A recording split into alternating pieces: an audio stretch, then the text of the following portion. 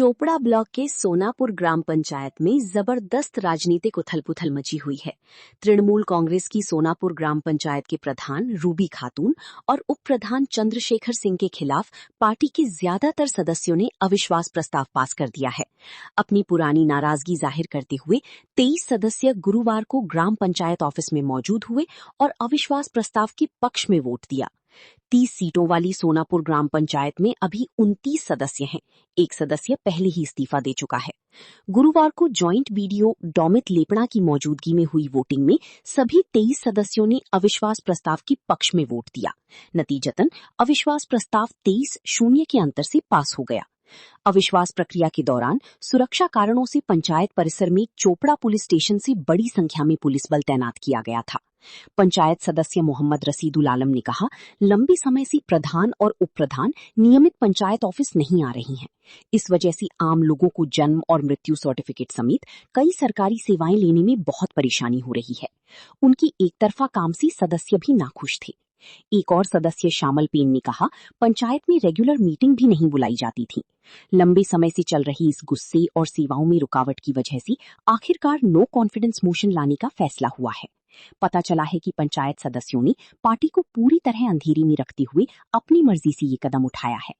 स्थानीय तृणमूल कांग्रेस के नेताओं का दावा है कि पार्टी की तरफ से इस बारे में कोई फैसला नहीं लिया गया है। सदस्य पूरी तरह से अपनी मर्जी से नो कॉन्फिडेंस मोशन लाए हैं। कानून के मुताबिक पंचायत की इस नो कॉन्फिडेंस मोशन से जुड़े सभी प्रस्ताव और रिपोर्ट डिस्ट्रिक्ट मैजिस्ट्रेट को भेजी जाएंगी। वहां से जरूरी मंजूरी मिलने के बाद सोनापुर ग्राम पंचायत की नई प्रधान और उप प्रधान की चुनाव की तारीख एक तय दिन पर घोषित की जाएगी। प्रधान एवं उपप्रधाনের বিরুদ্ধে নো কনফিডেন্স মোশন ছিল, যেটাকে অনাস্থা প্রস্তাব বলে। ওই জন্য আজকে আমরা 23 জন মেম্বার উপস্থিত হয়েছিলাম পঞ্চায়েতে এবং 23 জনই আমাদের ওই এর সমর্থনের পক্ষে ভোট দিয়েছে আর 23-0 এটা সফল হলো। টোটাল কতগুলো গ্রাম পঞ্চায়েত সদস্য আমাদের 30 জনের মধ্যে একজন রিজাইন করেছে, 29 জন আছে। 29 জনের মধ্যে আজকে 23 জন উপস্থিত হয়েছিল। সবাই নো কনফিডেন্স মোশনের পক্ষে ভোট দিয়েছে। বলছেন দলের প্রধান উপপ্রধানের বিরুদ্ধে অনাস্থা আনলেন কেন?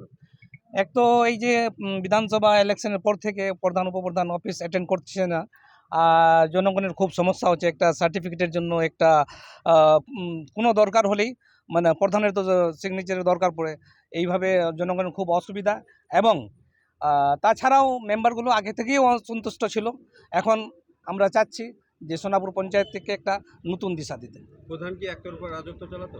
হ্যাঁ, এরকমই ছিল। সব মেম্বারের মধ্যে, প্রত্যেকটা মেম্বারের মধ্যে ক্ষোভ ছিল আর তখন চলে যাচ্ছিল, কিন্তু এখন আর ওটা আর মেনে নিতে পারছিল না মেম্বারগুলো, সেই জন্য আজকে অনাস্থা প্রস্তাব আসছে। নতুন বোর্ড কবে গঠন হবে?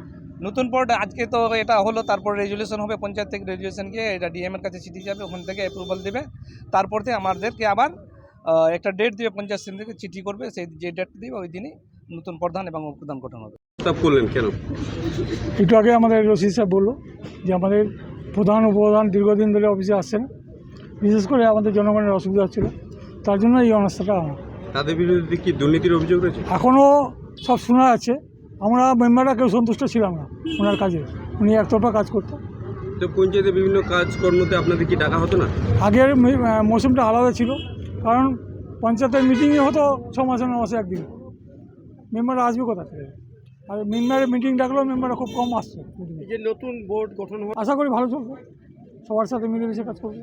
এই যে বোর্ডে মানে অনাস্থা এতে কি দলের সাই রয়েছে? আর দল এখন কেউ জানি না, আমরা নিজেরা মেম্বারগুলাই এই পদক্ষেপটা নিয়েছি। বিষয়টা কি আপনাদের দলীয় বিধায়ককে জানিয়েছে? না, এ সম্বন্ধে জানাইনি, দরকার হলে জানাবো পরে।